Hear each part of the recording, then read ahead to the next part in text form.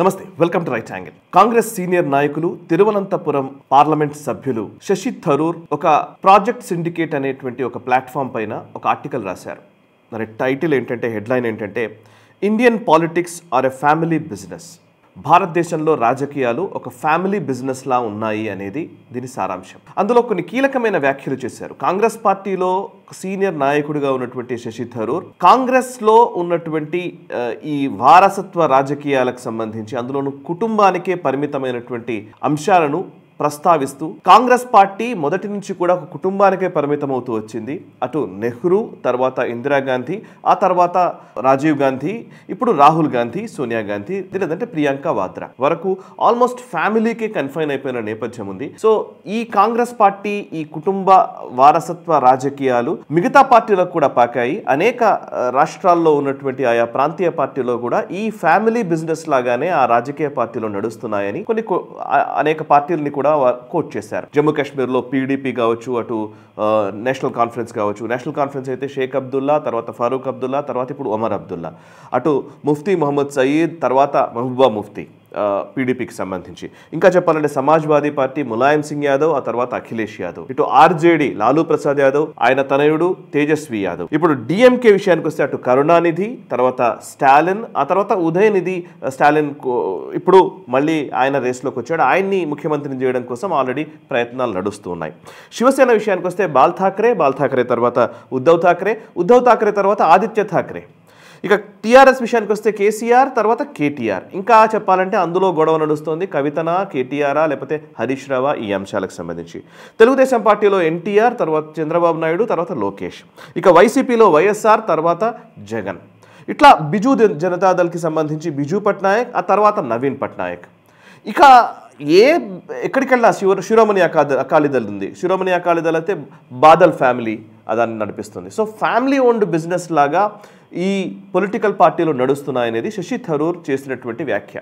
So ఆయన ఆర్టికల్లో దాన్నే ఎక్కువ హైలైట్ చేస్తూ, నిజానికి ఇది డెమోక్రసీకి విరుద్ధము, ఇది ప్రజాస్వామ్యాన్ని నెలకొల్పే క్రమంలో ఈ కుటుంబ రాజకీయాలు అనేవి అడ్డంకిగా ఉన్నాయి.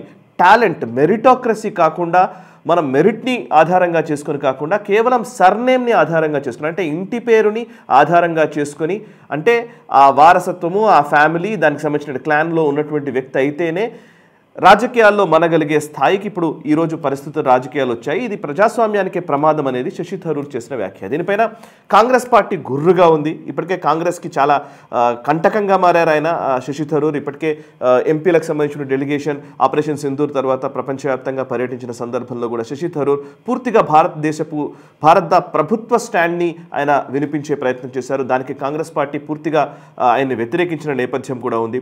2022లో అధ్యక్ష రేస్లో కూడా శశి థరూర్ పోటీ చేశారు, కానీ ఆయన గెలవలేకపోయారు. రాహుల్ గాంధీ ఎవరినైతే అనుకుంటారో వాళ్లే గెలిచే పరిస్థితి ఉంటుంది కాబట్టి ఆయన గెలవలేని పరిస్థితే ఏఐసీసీలో నెలకొంది. సో ఓవరాల్గా నేను చూస్తే అసలు నిజానికి ఈ చర్చ అంతా నడుస్తున్నప్పుడు, కుటుంబ రాజకీయాలకు సంబంధించిన చర్చ చాలా సంవత్సరాలుగా నడుస్తుంది. ముఖ్యంగా తెలంగాణ లాంటి రాష్ట్రంలోనైతే ఇదే అంశాన్ని బేస్ చేసుకుని ఎలక్షన్స్లో ఎజెండాగా మార్చిన సందర్భాలు కూడా ఉన్నాయి. కేసీఆర్ కుటుంబ పాలన నడుస్తోంది అని. ఇది ప్రపంచవ్యాప్తంగా, ముఖ్యంగా దేశవ్యాప్తంగానైతే ఇది స్పష్టంగా కనబడుతోంది. మన ఇరుగు పొరుగు దేశాల్లో కూడా ఈ కుటుంబ రాజకీయాలు ఉన్నాయి. ఫర్ ఎగ్జాంపుల్ పాకిస్తాన్కి వెళ్తే నవాజ్ షరీఫ్ వాళ్ళ ఫ్యామిలీకి సంబంధించినటువంటి వ్యవహారమే నడుస్తుంది, భుట్టో ఫ్యామిలీ నడుస్తుంది. ఇటు బంగ్లాదేశ్కి వెళ్తే మొన్నటి వరకు షేక్ హసీనా ఫ్యామిలీ ఒకవైపు, ఒకవైపు షేక్ హసీనా ఫ్యామిలీ ఒకవైపు, ఇంకోవైపు ఖలీదా జియా ఫ్యామిలీ ఒకవైపు. ఈ రెండింటికి మధ్యనే వార్ నడిచింది. ఈవెన్ శ్రీలంకలోకి వస్తే రాజపక్స ఫ్యామిలీకి సంబంధించినటువంటి రాజకీయాలే ఉన్నాయి. ఇట్లా ఓవరాల్గా ఫ్యామిలీ రాజకీయాలు, ముఖ్యంగా కుటుంబ రాజకీయాలు అనేది మన ఈ భారత్కి ఇరుగు పొరుగున్న దేశాల్లో ఇది సాధారణమైన అంశంగానే కనబడుతుంది. కానీ ఇది అసలు ప్రమాదం అనే విషయాన్ని చాలా వరకు గుర్తించట్లేదు. ఈరోజు భారతదేశంలో కుటుంబ రాజకీయాలకు విరుద్ధంగా ఎవరైనా సరే ఏ స్థాయికైనా వెళ్ళవచ్చు అని నిరూపించగలుగుతున్నటువంటి పార్టీలు రెండే ఉన్నాయి. అది ఒకటి భారతీయ జనతా పార్టీ, ఇంకోటి కమ్యూనిస్ట్ పార్టీలు. సిపిఐ కావచ్చు, సిపిఎం కావచ్చు. సిపిఐ సిపిఎంలో కూడా పర్టికులర్లీ ఆ పర్టికులర్ వ్యక్తి కొడుకే ఏదైనా సరే ఉన్నత స్థాయికి వెళ్తాడు అనే దానికి చెప్పడానికి లేదు. అందరూ కూడా అందులో అవ్వడానికి అవకాశం ఉంది. సరే, అఫ్కోర్స్ వాళ్ళకు రాజకీయంగానే వాళ్ళ ఐడియాలజీయే ఈరోజు ప్రజలు ఆమోదించే పరిస్థితులు లేరు కాబట్టి, రాజకీయంగా పెద్దగా స్టేక్స్ లేని పార్టీలుగా ఉన్నాయి కాబట్టి దాని గురించి మాట్లాడనక్కర్లేదు. బట్ భారతీయ జనతా పార్టీ విషయానికి విషయానికి వస్తే భారతీయ జనతా పార్టీలో ఏ స్థాయికైనా సరే ఒక సామాన్యమైన కార్యకర్త వెళ్ళగలిగే అవకాశాలు స్పష్టంగా కనబడుతున్నాయి. ఈ టైంలోనే బీజేపీలో వారసులు లేరా అనే ప్రశ్నని కాంగ్రెస్ పార్టీ లేదా మిగతా పార్టీలు కూడా లంకిస్తూ ఉన్నాయి. అదేంటంటే నాయకులు వాళ్ళ కొడుకులు కూతుళ్ళు వాళ్ళు రాజకీయాల్లోకి వచ్చి ఎంపీలు ఎమ్మెల్యేలు అయ్యారు కదా అని చెప్పి చాలా మంది పేర్లను చెప్తుంటారు. కానీ ఇక్కడ డిఫరెన్స్ ఏంటంటే వారసులు రాజకీయాల్లోకి రాకూడదు అనే అంశాన్ని ఎవరూ ప్రస్తావించారు. ఎందుకంటే మెరిట్ ప్రకారం ఎవరైనా సరే రావచ్చు. వారసులైనంత మాత్రాన వాళ్ళు అవకాశాలు కోల్పోవాలా? వారసులు కాబట్టి వాళ్ళు రాజకీయాలకు దూరంగా ఉండడం కూడా తప్పే. ఆ విషయంలో ఇక్కడ భేదాభిప్రాయం ఉండాల్సిన అవసరం లేదు. కానీ వారసులకు మాత్రమే ఈ పార్టీ అధికారం ఇస్తుంది అనేదే అసలు క్వశ్చన్. ఎంపీలో ఎమ్మెల్యేలు అవ్వడం వేరు, పార్టీ అధ్యక్ష పదవిలో ఉండడమో లేకపోతే ముఖ్యమంత్రి ప్రధానమంత్రి అభ్యర్థిత్వాల్లో ఉండడమో కీలకమైన రోల్స్లో ఏదైతే అసలు రోల్తో సంబంధం లేకుండా బాధ్యతతో సంబంధం లేకుండా, ఫర్ ఎగ్జాంపుల్ ఇప్పుడు మల్లికార్జున్ ఖర్గే ఏఐసిసి అధ్యక్షుడిగా ఉన్నారు.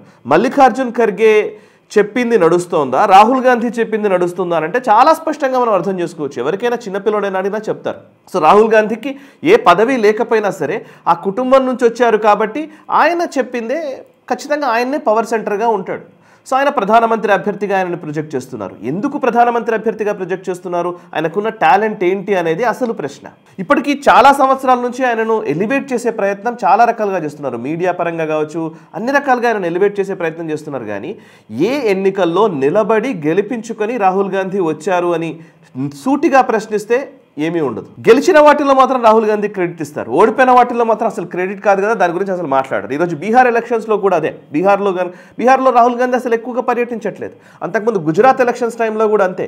అక్కడ నిజానికి గెలవడానికి ఆస్కారం ఉంది, మీరు వచ్చి ఇక్కడ పర్యటించండి, మీరు దీన్ని కొంచెం ఓనప్ చేసుకోండి అని అంటే ఆయన ఓన్ చేసుకోలేని పరిస్థితి. అప్పుడు రిలక్టెంట్గా ఆయన బిహేవ్ చేసిన సందర్భాలు కూడా ఉన్నాయి రాహుల్ గాంధీ. ఇక టాలెంట్ ఆధారంగా రాజకీయాలు నడవాలా లేదా అనేదే అసలు ప్రశ్న. ఈ ప్రశ్నని శశి థరూర్ రేస్ చేయడంతో ఇప్పుడు కాంగ్రెస్లో ఒక్కసారిగా ఒక వేడి పుట్టింది. దానికి ఎక్కువ రెస్పాండ్ అవ్వట్లేదు, కానీ ఆ సెగ మాత్రం తగిలిందనే చెప్పొచ్చు. ఇవాళ కాంగ్రెస్లో ఇది మాత్రమే కాదు, నేను మొదటి నుంచి అబ్జర్వ్ చేసి చూస్తే ఈవెన్ మనం సరే కాంగ్రెస్ ఎంతమంది నాయకుల్ని ప్రొడ్యూస్ చేయలేదు అనేది కూడా ఒక వాస్తవమే. చాలామంది నాయకులు వచ్చారు కాంగ్రెస్ పార్టీ నుంచి. స్వాతంత్రోద్యమం నుంచి వచ్చినటువంటి నాయక శ్రేణి అనేకం, నిజంగా చెప్పాలంటే చాలామంది ఉన్నారు. దాదాబాయి నౌరోజీ కావచ్చు, లేకపోతే సర్దార్ వల్లభాయ్ పటేల్ కావచ్చు, ఇక లిస్ట్ ఉంది అసలు, సరోజిని నాయుడు కావచ్చు, రకరకాల మంది ఎంతోమంది నాయకులు కాంగ్రెస్ పార్టీలో గొప్ప పొజిషన్స్కి వెళ్ళారు.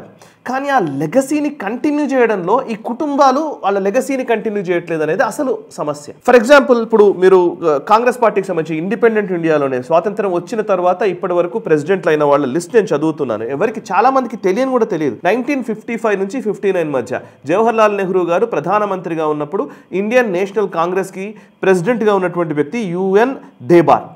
ఈయన పేరు ఎవరికైనా తెలుసా? అసలు 5 సంవత్సరాలు ఆయన ప్రెసిడెంట్గా పనిచేశారు. ఈ రోజు వరకు కూడా ఆయన పేరు గురించిన ఎక్కడైనా ఏదన్నా ఒక పర్టికులర్లీ ఒక మాన్యుమెంటో లేకపోతే ఒక పెద్ద పథకానికి పేరో పెట్టారు అసలు దేశవ్యాప్తంగా? ఆయన పేరు తెలియదు ఎవరికి. నీలం సంజీవ్ రెడ్డి గారు మన దగ్గర నుంచి వెళ్ళినటువంటి వ్యక్తి. నీలం సంజీవ్ రెడ్డి గారికి సంబంధించి ఒక్క కేంద్ర పథకాన్ని ఈ 70 ఏళ్లలో మనం చూసామా?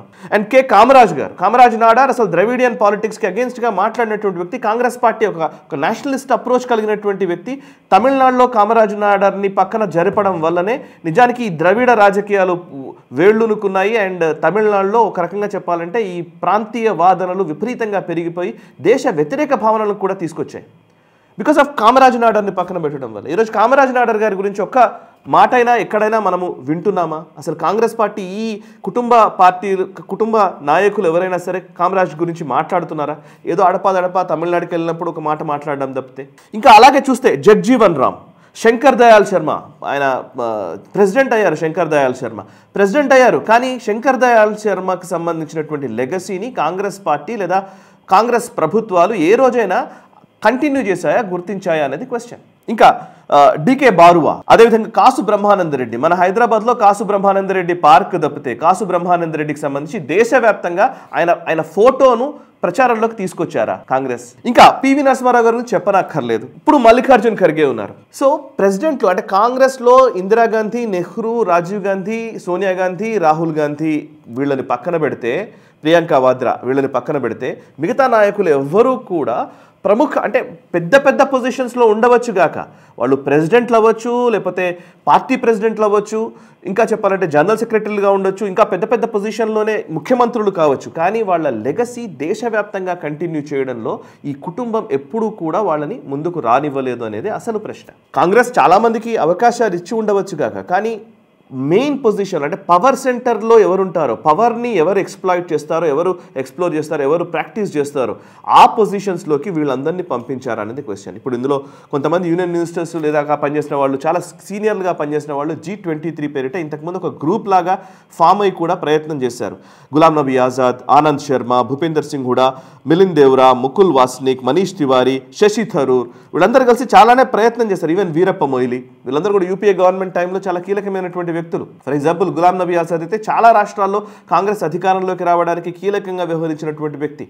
వీళ్ళందరినీ పక్కన పెట్టేశారు. సో ఇప్పుడు రాహుల్ గాంధీ అనే ఒక నాయకుడిని నిజానికి ఎలివేట్ చేసే క్రమంలో చాలా మంది టాలెంటెడ్ నాయకుల్ని పక్కన పెడుతున్నారనేదే కాంగ్రెస్ ఈరోజు ఫేస్ చేస్తున్నటువంటి ఈ బలహీనతలకు అతి ముఖ్యమైన కారణము రాహుల్ అనే ఒక బలహీన నాయకత్వం. ఫర్ ఎగ్జాంపుల్ రేవంత్ రెడ్డి ఉన్నారనుకోండి. రేవంత్ రెడ్డి స్వతహాగా ఆయన గ్రౌండ్ లెవెల్ నుంచి యాక్టివిటీస్ చేస్తూ వచ్చారు. నిజానికి రాజకీయాల్లో ఎలా గెలవడం ఎలాగో తెలిసినటువంటి వ్యక్తి. ముఖ్యమంత్రిగా ఈరోజు ప్రస్తుతం తెలంగాణకు ఉన్నారు. ఆయన అసలు పార్టీని అధికారంలోకి తేగలిగారు చాలా ఫాస్ట్ స్పాన్లో. నిజానికి చెప్పాలంటే ఒక 1 year 6 months 8 months వ్యవధిలోనే మొత్తంగా టిల్ట్ చేయగలిగి కాంగ్రెస్ని అధికారంలోకి తీసుకురాగలిగే చాకచక్యం ఉన్నటువంటి నాయకుడు రేవంత్ రెడ్డి. బట్ రేవంత్ రెడ్డి అయినా కానీ రాహుల్ గాంధీ పక్కన ఏదో మామూలుగా ఉండాల్సిన పరిస్థితి. But Rahul Gandhi track record చూస్తేనేమో అంత ఎక్కడ గెలిపించిన సందర్భాలు ఎక్కడ కనిపించవు. అండ్ స్వతహాగా తనకు తానే ఆయన అమేఠీలో ఓడిపోయారు గతంలో. ఇక మరోవైపు సచిన్ పైలట్, రాజస్థాన్లో సచిన్ పైలట్ నిజానికి రాజస్థాన్లో అధికారంలోకి తేవడానికి 100% అవకాశం ఉన్నటువంటి వ్యక్తి. ఆయన నాయకత్వాన్ని కాదని అశోక్ గెహ్లోత్ని ముందు పెడతారు. ఎందుకంటే సచిన్ పైలట్ అధికారంలోకి వస్తే, ఆయన ముఖ్యమంత్రి అయితే కనుక మళ్ళీ ఆయన ఎక్కడ రాహుల్ గాంధీకి ఎసరు పెడతారు, ఆయన కాంపిటేటర్ అవుతారు అని. ఇప్పుడు శశి థరూర్, కేరళలో శశి థరూర్ ఇంపార్టెంట్ రోల్ పోషించగలడు. కానీ శశి థరూర్ని అసలు ఎలివేట్ చేస్తే రాహుల్ గాంధీకి ఎక్కడ కాంపిటీషన్ అవుతుందో అని. జ్యోతిరాదిత్య సింధియా ఇలాగే చేశారు. మధ్యప్రదేశ్ నుంచి ఆయన వెళ్ళిపోయాడు. సో కాంగ్రెస్ పార్టీ తనకు తాను విశ్లేషించుకునే అవకాశమే కోల్పోయింది. విశ్లేషించుకునే దిశగా అడుగులు కూడా వేయట్లేదు. పైపెచ్చు ఒక బలహీన నాయకుడిని బలమైన వ్యక్తిగా ప్రజెంట్ చేయడంలో పదే విఫలమవుతూ వస్తోంది. ఇప్పుడు ఈవెన్ బీహార్లో కూడా అదే జరుగుతోంది అనేది విశ్లేషకులు చెప్తున్నమాట. సో శశి థరూర్ మాటలు ఈ టైంలో చెప్పిన ఈ నేపథ్యాన్ని బేస్ చేసుకొని చూస్తే అటు బీహార్లో నెపో కిడ్స్, బీహార్లో తేజస్వి యాదవ్ కావచ్చు, సమాజ్వాదీ పార్టీకి సంబంధించి ఉత్తరప్రదేశ్లో అఖిలేష్ కావచ్చు, ఇటు రాహుల్ గాంధీ కావచ్చు, వీళ్ళందరి భవితవ్యము రాబోయే ఎన్నికలు డిసైడ్ చేయబోతున్నాయి. ఈ బీహార్ ఎలక్షన్స్ కొంత డిసైడ్ చేస్తాయి. తర్వాత నెక్స్ట్ ఇయర్ 2027లో రాబోయే ఉత్తరప్రదేశ్ ఎన్నికలు నిర్ణయించబోతున్నాయి. అండ్ ఆ తర్వాత 2029కి రాహుల్ గాంధీ భవితవ్యం కూడా తేలబోతోంది. సో ఏది ఏమైనా ఈ కుటుంబ రాజకీయాలు సరే వారసులు ఉండకూడదా అంటే ఉండవచ్చు గాక, కానీ వాళ్లే న్యాయ నిర్ణేతలుగా ఉండడమే అసలు సమస్య. సో ఎక్కడైనా సరే మెరిట్ ఆధారంగా రావాలి అని అంటే కనుక మెరిట్కి పెద్దపీట వేయాల్సిన అవసరం ఉంది. మెరిట్తో పాటు రాజకీయ చాణక్యము, రాజకీయ చాకచక్యము, అన్నిటికంటే ముఖ్యంగా ప్రజలకు సేవ చేయాలన్న తలంపు విపరీతంగా మెండుగా ఉన్నటువంటి అనేక మంది కేవలం కార్యకర్తలుగా మండల స్థాయిలో, జిల్లా స్థాయిలోనే పరిమితమవుతున్నారు. వాళ్ళందరూ నిజానికి రాజకీయాల్లో మంచి పొజిషన్లోకి రావాలని వస్తే ఈ దేశం పురోగతి నిజంగా పెరుగుతుందని మనం కోరుకుందాం. మీరు కూడా మీ కమెంట్స్ ద్వారా తెలియజేయండి మీ అభిప్రాయాన్ని. అండ్ ఈ వీడియో నచ్చితే లైక్ చేయండి, 10 మందికి షేర్ చేయండి. మనసా వాచా కర్మణ, దేశహితం కోసం నేషనల్ స్టార్. ఈ వీడియో మీకు నచ్చినట్టయితే లైక్ చేయండి, 10 మందికి షేర్ చేయండి. అలాగే కామెంట్ల రూపంలో మీ అభిప్రాయాలను మాతో పంచుకోండి. Nationalist hub group of channels ను సబ్స్క్రైబ్ చేసుకుని తెలుగునాట జాతీయవాద జర్నలిజాన్ని ప్రోత్సహించండి. ఈ వీడియో కింద ఉన్న బెల్ ఐకాన్ పై క్లిక్ చేయడం మర్చిపోవద్దు.